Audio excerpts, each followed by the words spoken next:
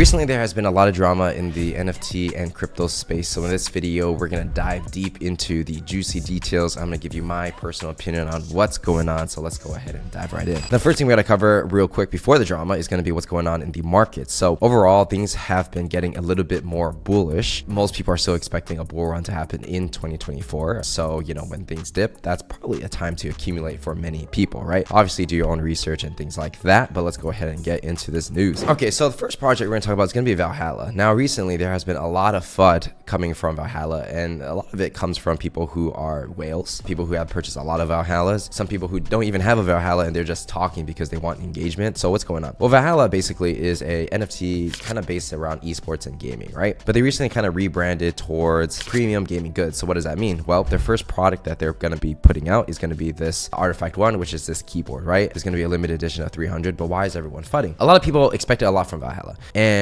it's just a disappointment for a lot of people because they're like, what, you've been building for a year and a half or whatever, and the only thing you come out with is a keyboard, which isn't necessarily true, but that's the narrative that's going on right now, right? Some people are happy about this keyboard, they think it's gonna be cool, some people are not, right? So let's get into the FUD. In Web3, you know, a lot of people expect like tokens, airdrops, they expect their holders to somehow make money and be rewarded for supporting that community, but they personally feel the keyboard doesn't really help anyone, which is kind of fair to say, right? It doesn't mean the project's necessarily dead because they still raise millions of dollars to do something. In my personal opinion, when it comes to like being a lifestyle brand or trying to build a community, VALHALLA kind of did try, right? They were going around different countries trying to build a community, doing events, and a lot of people might say that's a waste of money, but if you say that's a waste of money, Azuki also is doing that too, right? So it's not that the idea of building community and throwing these parties and doing these live events, it's not necessarily a bad idea, it's just difficult to pull off. But at the end of the day, they both do events. My guess of what VALHALLA is kind of doing is taking inspiration from High Ground, which is a brand owned by 100 Thieves, a esports organizations, and they basically do like drops, keyboard drops, and they make keyboards, like the hobby of mechanical keyboards, very accessible to regular people, right? Which is why they do collaborations with like Pokemon, Yu-Gi-Oh, all these kinds of brands that basically give more attention to the hobby sport of keyboards, right? I'm guessing VALHALLA is trying to become like the Web3 version of like high-end gaming peripherals and accessories and things of that nature, which go really well with esports. Now, the problem is that it's not very Web3, right? There's no way for a holder to necessarily benefit besides getting exclusive access. But the demand for these keyboards are not high enough where it would increase the price of the NFT. So that's why a lot of people are upset. In theory, it's not necessarily a bad idea, but it's very difficult to pull off, right? I guess the other reason why people are upset is because, you know, Stack Studios, they're building like a Twitch competitor, right? A lot of people don't like it because they think it's unrealistic to compete against these giants, right? There's some fair points in that. There's so many ways this can be spun. For example, if Stack never came out with a product and then they just promised the product and they said that people who, you know, are early users or early supporters of Stack get an airdrop, then I think people would be happy. But the problem with that is it's very speculative in nature. There's no real product yet. They try to create a product and then build hype around it, which doesn't necessarily work in crypto. So, I mean, that's just a reminder of how kind of the Web3 space works. It's like all about managing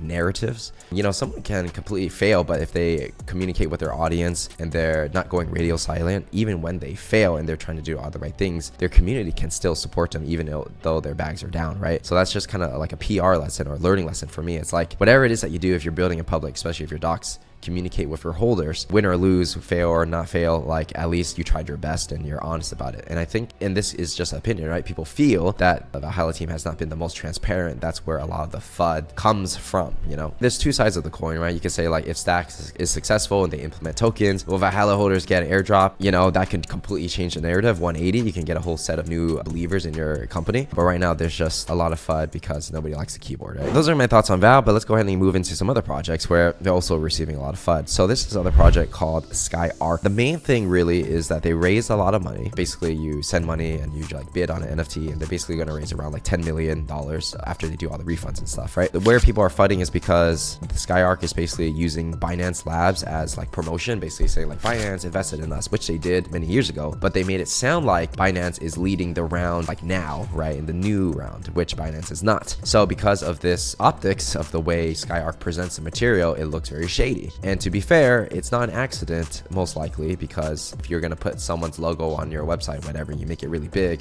that's a very intentional decision. And because of that, a lot of people feel like the SkyArk team is showing that they are not communicating the most honestly, and because trust is involved in crypto, they're losing that trust. They did say they're sorry, but right now the damage has already been done. Like, these tweets are being leaked and whatever the case is, and at the end of the day, SkyArk is not being the most honest based on this, so it is what it is. They got caught in the act. And yeah, one important thing I want to mention, you know, when you're going on the SkyArk Twitter page or the X page, you know, for a gaming project that has raised like more than $10 million, I don't really see any gameplay. That's really something to consider for a project of this caliber in terms of how much money they're raising, because if the game was good, they would show it in the marketing, which would lead people to buy the mint, right? But because I don't see a game, or maybe there is a game but it's so difficult to find, most likely they're intentionally hiding it on purpose, right? So that's probably the truth of what it is, because if it was good, they would make more money by showing the gameplay material, which also feeds into the narrative of like, are they trustworthy? Who knows, right? But as long as the token price goes up, I think people are happy. So, you know, I'm not going to comment too much on that. Now we're going to go into the next project, which is going to be Pudgy Penguins, which kind of be killing it these days. They launched this product, I guess you could call it like a B2B consumer product called Overpass. But I talked to Luca before on the Parallax interview where he said like he wanted to create some kind of licensing platform, and now here it is. So basically it's going to be easy for people to, let's say, like have a Pudgy Penguin and submit it to see if they can get into some of the deals, like creating toys or taking their character, putting in books or whatever the case is. You know, just a way for people to apply and do all the licensing in a very simple way, right? So in the future, it's not just going to be Pudgy on this platform, but it's going to be other projects. It could be Azuki, it could be, you know, whoever wants to use this platform to make licensing easier, because right now the legal implications of how that all works is very complicated. So if there's an easy like software solution to do that, well, it's a big opportunity, right? So I hope this works, because it will make many projects founders' lives easier by not having to spend the money building their own platform and the legal, and just using a software that totally makes sense for this space, right? But one thing to note is that floor is down a little bit, went from 18 ETH to 16 ETH after this announcement, so people aren't as bullish. It's kind of funny because when people put out real product, it's not bullish, but when people talk about speculation and token, it becomes bullish, right? Even if it's not real. So there's a lot of speculation right now that Pudgy is going to launch a token, right? Which is a high possibility, to be honest, but they have been denying, saying there is no token, right? So it's like, what's going to happen? Who knows? But as long as people believe that the price goes up. So the price is up for a reason, right? Like 16 ETH is a lot of money for a penguin.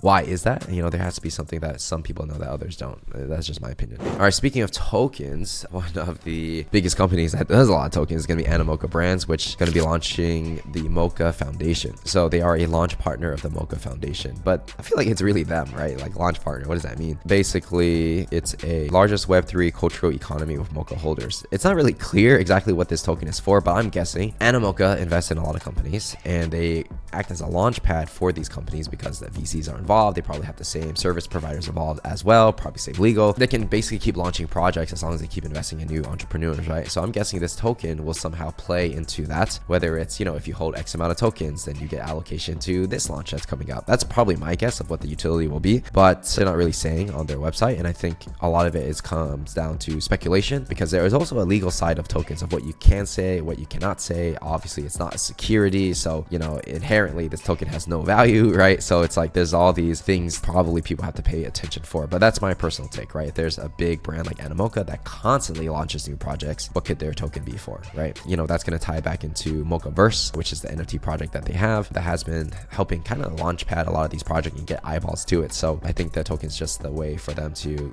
raise capital and also provide an ecosystem where they can like create more projects, right? That's my guess. I guess it would be similar to like Animoca is also launching the Anime Foundation, right? So they're gonna have a token manga, and I guess it's gonna be the anime ecosystem, right? You know, my personal take is that it's kind of smart to do these kind of plays where it's like you basically take a niche, you create a token for that niche. So like the anime niche, the manga niche, the Web3 niche, the physical keyboard niche, and then you basically raise money from that. You take some of the tokens, you provide grants for other entrepreneurs to build on top of your token, but this money's technically like free, right? Because you printed it, and then you allow these entrepreneurs to build using tokens that liquidity is provided by the markets, and then you have this whole ecosystem that flourishes almost out of thin air, right? So it's a genius play when it comes to making money and making an ecosystem and making money by providing value by creating an ecosystem, which you could technically say every layer 1 and every layer 2 is doing the same thing. But yeah, it's a pretty big play. It's a big opportunity. Anime Foundation's doing it, which is tied to Weebox, right? So if you want to check out their NFT, we got an interview with co-founder of Weebox coming up. And then also from my speculation, you know, Weeb3 is basically the same thing as the other token, just they're just competitors now, right? So my prediction is that like more NFT projects will be involved in tokens, whether it's going to be directly or indirectly, because like obviously Weeb3 is somehow attached to Azuki, but it's not Azuki's coin, right? It's not like Beans. There's no owner of a foundation. It's like a non-profit, or depending on where you want to set up your jurisdiction or whatever. But it's kind of like there's no owner, there's a committee, and all these legal implications that goes on, right? So my prediction is that a lot of NFT projects will think about like, hey, what would it look like if we helped launch a token? That's just my personal guess, and it's happening right now, right, as we speak. So that's pretty much all we got to cover for this video. If you enjoyed it, make sure to give it a like, subscribe, turn on notifications, follow me on Patrick Dang at Twitter for the latest news on what's going on, and I will see you in the next one.